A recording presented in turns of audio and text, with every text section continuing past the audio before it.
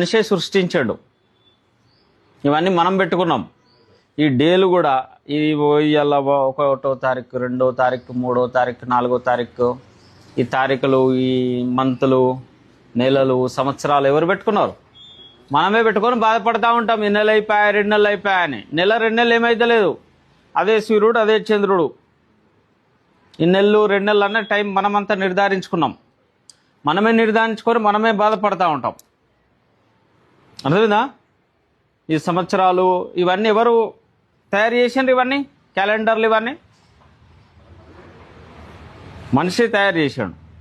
ఇక నెల బాయ్, 2 నెలలు బాయ్, సంవత్సరం బాయ్, 10 సంవత్సరాలు బాయ్ బాధపడుతూ ఉంటాడు. దాంట్లో బాధ లేదు, సంతోషం లేదు. అది న్యాచురల్, అది సహజం. అది పోతూ ఉంటుంది, వస్తూ ఉంటుంది, టైం తిరుగుతూ ఉంటుంది. అర్థమైందా? సమయము ఎవరు నిర్ధారించారు? ఇంతకుముందు కూడా చెప్పినా కదా, సమయం ఎవరు నిర్ధారించారు? ఇది 2 గంటలు, 3 గంటలు, 4 గంటలు, 5 గంటలు అని మనిషే నిర్ధారించుకొని భూములు ఇట్లా పంచుకొని బాధపడతా ఉన్నాడు. ఇది నా లేదా, ఆయన దగ్గర 10 ఎకరాలు ఉండే, నా దగ్గర 1 ఎకరం ఉండే అని బాధపడతా ఉంటాడు. ఇది నా భారతదేశము, ఇది నా హిందుస్థాను, ఇది నా పాకిస్తాన్ అని బాధపడతా ఉంటాడు. ఇవన్నీ బార్డర్లు పెట్టుకున్నాడు. భూమి ఒకటే కదా, భూమి ఒకటే, భూమి ఒకటే. ఆ ఒకదాన్ని ఏం చేసిండు? బార్డర్ తయారు చేసిండు. బార్డర్ తయారు చేసి ఇగో ఈ 150 గజాలు నాది, ఈ 120 గజాలు నీది అని పెట్టుకొని ఇక బాధపడతా ఉన్నాడు. ఆయన దగ్గరనే 3 ఎకరాలు ఉండే, నా దగ్గరేమో గజమే ఉండే. ఇవన్నీ మనం సృష్టించుకున్న బాధలు, అంతే కదా. ఇవన్నీ మనిషి సృష్టించుకున్న బాధలు. ఈ బార్డర్లు తయారు చేసుకొని, ఒకటేమో పెద్ద బార్డర్ ఏంటిది? ఇండియా పెద్ద బార్డర్. ఇది నేను భారతీయుణ్ణి, నేను అమెరికను, నేను ఆస్ట్రేలియను. ఈ బార్డర్లు ఇంతకుముందు ఉన్నాయా? 10 సంవత్సరాల ముందు, 10,000 సంవత్సరాల ముందు ఉన్నాయా? భూమి ఒకటే. ఆ బార్డర్లు మనం నిర్మించుకున్నాం, మనం పెట్టుకున్నాం, మనుషులు పెట్టుకున్నారు. పెట్టుకొని అటు పోతే షూట్ చేస్తున్నారు, అటు నుండి ఇటు వస్తే షూట్ చేసుకున్నారు. అది మనమే పెట్టుకున్నాం, మనమే కొట్లాడుకుంటున్నాం. వీడు నా భూమిలోకి వచ్చిండు, వీడేమో నా భూమిలోకి వచ్చిండు. భూమి ఏమనుకుంటుంది? అరే ఇది నీది కాదు, నీది కాదు, నేను సెపరేటే. నువ్వు ఉన్నప్పుడు కూడా ఉన్నా, నువ్వు లేనప్పుడు కూడా ఉన్నా. భూమి నవ్వుతుందనా కదా, భూమి నవ్వుతూ ఉంటుంది. ఈ పిచ్చోడేంది నాదంటున్నాడు, ఆ పిచ్చోడేమో నాదంటున్నాడు, ఈ పిచ్చోడేమో నాదంటున్నాడు, ఆ పిచ్చోడేమో నాదంటున్నాడు. డాక్యుమెంట్లు తయారు చేసుకుంటున్నారు, ఇద్దరు కొట్లాడుకుంటున్నారు. నేనున్నా, అన్నే ఉన్నా. అలెగ్జాండర్ ఉన్నప్పుడున్నా, సికందర్ ఉన్నప్పుడున్నా, రాజా మహారాజులు ఉన్నప్పుడున్నా, ఈయన లేనప్పుడున్నా, ఈయన ఉన్నప్పుడున్నా, మళ్ళీ ఈయన లేనప్పుడు కూడా ఉంటా. అదేమన్నా నవ్వదా? భూమి నవ్వదా మన పైన? ఇప్పిచోడైంది నా గురించి ఏదో కొట్లాడుకుంటున్నాడు, పంచాయతీ పెట్టుకుంటున్నాడు అని. ఇవన్నీ చూసుకుంటే మనం ఒకవేళ ఇవన్నీ మనం మంచిగా అంచనా వేసుకొని కొంచెం డీప్గా ఆలోచన చేస్తే, గుర్తిస్తే ఏం తెలుస్తుంది? మనం అంతా ఒక రకంగా పిచ్చోళ్ళం. ఇవన్నీ గీతలు గీసుకొని కొట్లాడుకోవడం, యుద్ధాలు చేసుకోవడం, అంతేనా? ఆడ తెల్లగుంటే మనిషి కాదా? అమెరికాలో తెల్లగుంటారంట, మనుషులు కాదా? ఈడ మనం నల్లగుంటే మనుషులం కదా. వాళ్ళు గిదే గాలి కదా, సూర్యుడు అదే కదా, చంద్రుడు అదే కదా, ఆకాశం అదే కదా. వాళ్ళకు వేరే ఆకాశం ఉందా? మనకు వేరే ఆకాశం ఉందా? అంతకంతేనా? ఇక మళ్ళీ దీంట్లో గర్వం ఏమున్నది? దీంట్లో నామోషి ఏమున్నది? దీంట్లో గర్వం ఏమున్నది? ఏం లేదు, అంత సాధారణమే. అదే వాటర్ తోటి మనకు ధూప చల్లారుతుంది, అదే వాటర్ తోటి వాళ్ళకు ధూప నిప్పుతోటి చల్లారుతుందా? వాళ్ళకు ధూప అయింది అనుకో, ఏమన్నా నిప్పు మింగుతారా? ధూప చల్లారాలంటే ఏం చేయాలా? గవే నీళ్ళు తాగాలి. మనకు ధూప చల్లారాలంటే క్యా కర్నా సుమిత్? प्यास बुझना है तो क्या करना? हाँ मुरली जरा बॉटल दिसको. प्याज बुझना तो क्या करना? पानी पीना. पानी पीना है क्या आग पीना? आग ఏం చేస్తారు? పానీ పీనా. సమజ్ మే ఆ రहा है? సో ఇవన్నీ మనం పెట్టుకున్న ఇబ్బందులు తప్పించి ఏం లేదు. మనము సృష్టించుకున్న ఇబ్బందులు తప్పించి ఏమి లేదు.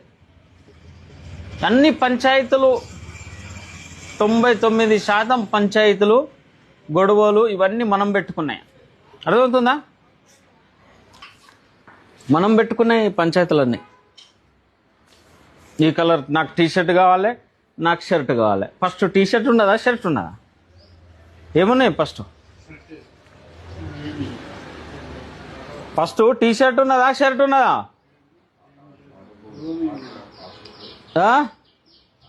ఇవి నిర్మించుకొని కొట్లాడుకుంటాం. నాకు ఈ కలర్ కావాలి, ఆ కలర్ కావాలి.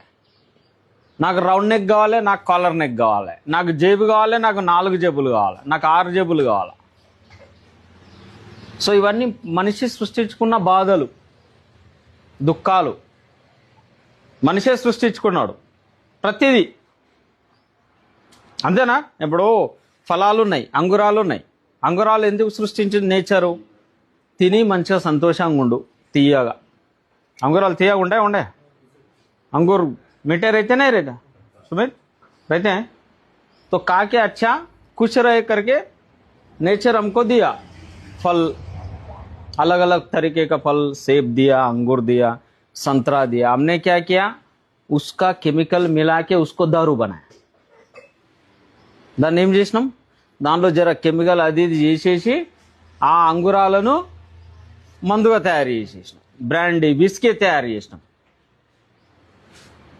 అది సృష్టి లోపమా మన లోపమా ఎవరిది లోపం మనిషి కదా అంతేనా అంగురాలు తిని ప్రశాంతంగా తిని నువ్వు తిను పిల్లలకు తినిపి వైపుకి తినిపి నువ్వు ప్రశాంతంగా ఉండానంటే దాన్ని తీసుకెళ్ళి దాంట్లో ఏమేమి ఉన్నాయో తీసుకెళ్ళి దాంట్లో ఇంకేమన్నా కలిపి దాన్ని ఏం తయారు చేసినాం బ్రాండీ విస్కీ లాగా తయారు చేసినాం ఇక తాగుతున్నాం ఇంకా మత్తు ఎక్కుతలేదని ఇంకెక్కువ కెమికల్ పోస్తున్నాం ఎవరు చేస్తున్నారు ఇవన్నీ మళ్ళీ దొరుకుతలేదని బాధపడుతున్నాం మళ్ళీ కొట్లాటలు పడుతున్నాం వైపు తోటి గొడవలు డబ్బులు కావాలి దొరకవు మళ్ళీ దానికి అబద్ధాలు దానికి మళ్ళీ సాకులు నాకు ఈడ నొప్పి ఆడ నొప్పి ఇది వాయే అది వాయే అని మళ్ళీ సాకులోటి ఇవన్నీ ఎవరు సృష్టించుకుంటున్నారు సో ఈ రకంగా చూస్తే మనం ఒక రకంగా చూస్తే అందరం ఏంటి పిచ్చోళ్ళు ఏం చేస్తారు తెలుసా మ్యాడ్ ఎవరికైతే మైండ్ పిచ్చోళ్ళు ఎవరిని అంటాం మనం पागल किसको बोलते हैं अगर समझो कोई रास्ते में कोई पागल बैठा ఎవరో కూర్చున్నారు మనకు దయ వేసింది జాలి కరుణ పాపం దాహంతో ఉన్నాడు ఆకలితో ఉన్నాడు అని ఓ లడ్డు తీసుకెళ్ళి ఇచ్చినాం అనుకో ఏం పెద్దయినా రెడ్డి గారు ఒక లడ్డు తీసుకువెళ్ళి ఇచ్చినాం ఆ పిచ్చోడు ఏం చేస్తాడు పిచ్చోడి మైండ్ ఎట్లా ఉంటుంది చెప్తా वो पागल क्या करता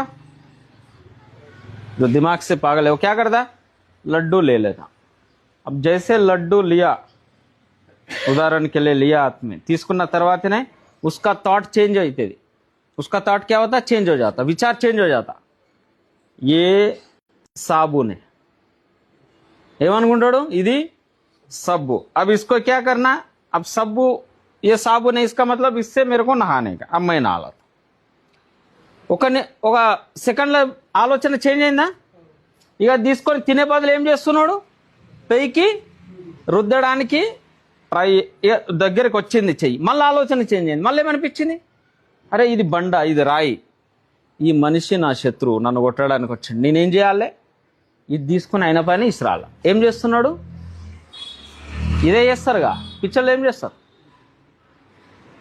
మనం కూడా లోపల చూసుకుంటే అందరం అదే రకం వాళ్ళకు మనకు తేడా ఏంటిదంటే మనం కొంచెం కంట్రోల్లో ఉన్నాం వాళ్ళు టోటల్గా అన్కంట్రోల్లో ఉన్నాం వాళ్ళ ఆలోచన ఎట్లా వస్తే వాళ్ళ శరీరం అట్లా ప్రవర్తిస్తుంది ఏమైంది ఆలోచన తీసుకున్నాడు ఏమనుకున్నాడు ఇది సబ్బు అనుకున్నాడు మళ్ళీ ఆలోచన చేంజ్ అయింది ఇది రాయి అనుకున్నాడు ఏమనుకున్నాడు ఆయన శత్రువు మళ్ళీ తీసి ఆయన పైనే తీసుకుతున్నాడు ఇట్లనే చేస్తారు లేదా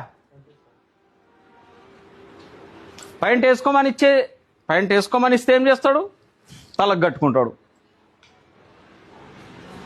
తలకు కట్టేసుకుంటాడు ఆయనకేమనిపిస్తుంది ఓహో ఇది కండువా ఇదేం చేయాలా తలకు చుట్టుకోవాలా సో ఏ రకంగా ఆలోచన వస్తే ఆ రకంగా ప్రవర్తిస్తాం మనం కూడా అదే రకం లోపల అందరం అంతే ఒకసారి ఈ ఆలోచన వస్తుంది మళ్ళా ఇప్పుడు రియల్ ఎస్టేట్ది వస్తుంది మళ్ళీ కొంచెం డబ్బులు వస్తుంది మళ్ళీ మిస్సెస్ వస్తుంది మళ్ళీ జంపు అది కోతి కదా అయ్యినట్టు ఈ కొమ్మ ఆ చెట్టు ఈ చెట్టు మైండ్ దునుకుతూ ఉంటుంది. కాకపోతే మనం కొంచెం సోయిలో ఉన్నాం కాబట్టి అట్లా ప్రవర్తించాం. ఆలోచనలు అట్లనే వస్తాయి, వాళ్ళకు వచ్చినట్టే వస్తాయి, కానీ మనం కొంచెం సోయిలో ఉన్నాం. ఓహో ఇప్పుడు తినాలా వద్దా, ఇప్పుడు ఏమన్నా మాట్లాడాలా వద్దా, ఇంత కంట్రోల్ ఉంది కాబట్టి మనము నార్మల్, వాళ్ళు అబ్నార్మల్. అర్థమైందా? తేడా ఏం లేదు, కొంచెం తేడా అయితే అటు ఆ లైన్లోకి వెళ్ళిపోతాం మళ్ళా. అందుకనే ఇప్పుడు మనకు అవకాశం ఉన్నది ఈ లైన్లో ఉండడానికి, మంచిగా ఉండడానికి. ఆ లైన్లోకి పోతే ఇక చెప్పేది అర్థం కాదు, ఇచ్చేది అర్థం కాదు, ఏం అర్థం కాదు. ఎందరు ఆ లైన్లోకి పోవాలనుకుంటారు? ఆ లైన్లోకి ఎవరైనా పోవాలనుకుంటారా? లోపల అదే లైన్ ఉన్నది, బయట లేదు అంతే. బయట ఈ లైన్లో ఉన్నాం, లోపల అదే లైన్ ఉన్నది. ఇది ఎక్కడ ఆగదు. ఈ ఆలోచన అది చేయాలి, ఇది చేయాలి, ఈయనతోటి ఇది ఉన్నది, ఆయనతోటి అది ఉన్నది. ఇంటికి వెళ్ళిన తర్వాత భూములు దున్నాలి, దానికి నారు పోయాలి, నీళ్లు పోయాలి, ఆయనకు డబ్బులు వచ్చేది ఉన్నది, ఈయనకు డబ్బులు ఇవ్వాలి, ఆడ బేరం చేసేది ఉన్నది, ఆడ బైక్ తీసుకునేది ఉన్నది, ఆడ కారు కొనేది ఉన్నది. ఇవే నడుస్తున్నాయి లోపల. మనకు కూడా శరీరం ఏడు ఉన్నది, మైండ్ ఒక కాడు ఉండదు, కోతిలాగా అటు ఇటు జంపులు వేస్తూ ఉంటుంది. అందుకనే జీవితాన్ని మంచిగా అర్థం చేసుకుంటే స్వర్గం, లేకపోతే నరకం. కేవలం ఇట్లా కూర్చుంటేనే కాదు, ఆ విషయాన్ని అర్థం చేసుకొని ఎవరు కూర్చుండబెట్టకుండా మనమే 3 రకాలు ఇలా క్లాసులో చెప్పినా కదా. ఏంటిది? ఒకటి, చెడు పనులు చేయొద్దు జీవితంలో, చెడు పనులు చేయొద్దు, మంచి పనులు చెయ్యాలి. ఎప్పటికప్పుడు మనసును శుద్ధి చేసుకోవాలి. మనసుకు పట్టే ధూళి దుమ్ము చెడు దాన్ని ఏం చేయాలి? క్లీన్ చేసుకోవాలి. ఈ ఒక్క మార్గం తప్పించి వేరే నువ్వు చెడు చేసిన తర్వాత ప్రశాంతంగా ఉండలేవు. అగ్గి పెట్టుకున్న తర్వాత చల్లగా ఉండాలంటే కుదరదు, మండుతుంది. అగ్గి పెట్టుకున్న తర్వాత ఏమవుతుంది? మండుతుంది. అర్థమైందా? సో చెడు పనులు చేయొద్దు అంటే ఏంటిది? పంచశీలాలను పాటించాల. పంచశీలాలు మనం తీసుకుంటాముగా, వీటిని పాటించాల. చెడు పనులు చెయ్యొద్దు అంటే పంచశీలాలను పాటించాల. మంచి పనులు చెయ్యాలి అంటే అష్టాంగ మార్గాన్ని పాటించాలి. అష్టాంగ మార్గం ఏంటిది? ఆ చక్రం ఉంటుంది దాంట్లో ఇట్లా గుండ్రంగా. అష్టాంగ మార్గంలో ఫస్ట్ సరైన వాణి అంటే రైట్ స్పీచ్, ఫస్ట్ సరైన వాణి. సెకండ్ సరైన పని. సరైన వాణి అంటే మంచి మాట మాట్లాడాలా, అబద్ధాలు మాట్లాడద్దు, సాకులు చెప్పొద్దు. ఏదున్నా సమ్యక్ వాణి అంటారు దీన్ని, సరైన మాట. రెండవది సరైన పని, తప్పుడు పనులు చేయొద్దు, సరైన పని చేయాల. సరైన జీవనోపాధి, ఎవరిని మోసం చేసి మనకు రూపాయి రావద్దు. మన కష్టంతో, మన సిన్సియరిటీ ఆనెస్టీ తోటి సంపాదించుకునేది మన దగ్గర ఉండాలా. అర్థమైందా?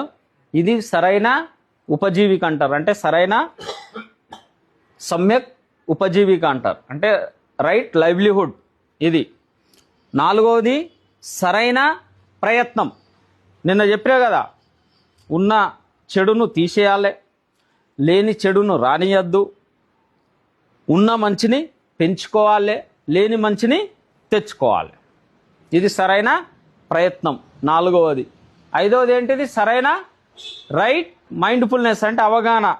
నేను కూర్చుంటే కూర్చున్నా, నడుస్తుంటే నడుస్తున్నా, తింటే తింటున్నా, ఏ పని చేస్తే ఆ పని మనసుతోటి శరీరంతో రెండు ఒకటే పని చేయాల.